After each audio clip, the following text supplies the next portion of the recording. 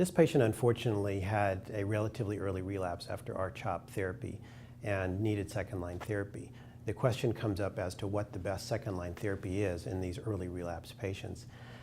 As I had mentioned, I don't think we really know the right answer here. Bendamustine rituximab is reasonable. It's a very standard, traditional approach.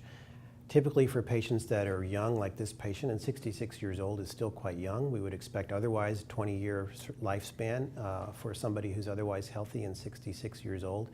I will talk about alternative strategies. I'll talk about clinical trials. We talk sometimes about high-dose therapy and autotransplant if patients have sensitive disease, but really trying to think of different strategies because we know the traditional approach typically yields an unacceptably short overall survival for those that relapse early. However, bendamustine rituximab is still a standard approach that one can employ. There is another combination with bendamustine that's also approved. This is bendamustine plus obinutuzumab. This was based on a randomized phase 3 trial comparing bendamustine, obinutuzumab plus bendamustine alone in patients that had rituximab refractory disease. The eligibility for this trial doesn't exactly fit this patient because those patients had rituximab refractory disease. However, the label allows patients that have had prior chemotherapy and rituximab, so that would yet be another option for this patient.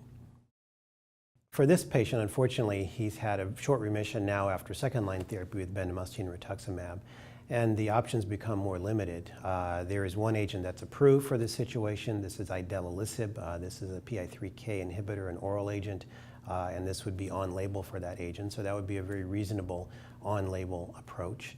There are clinical trials, again, are things that I would consider for this gentleman. He's 66 years old. He would be likely an autologous transplant candidate if he wanted to be aggressive and had chemo-responsive disease.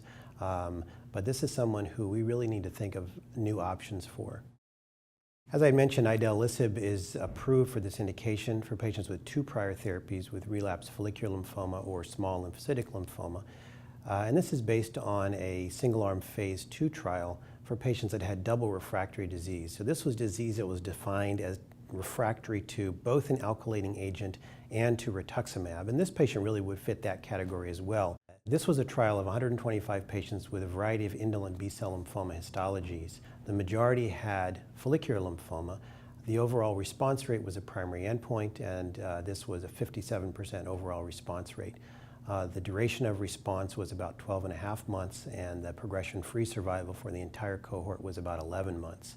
This led to the accelerated approval of idelalisib for this setting.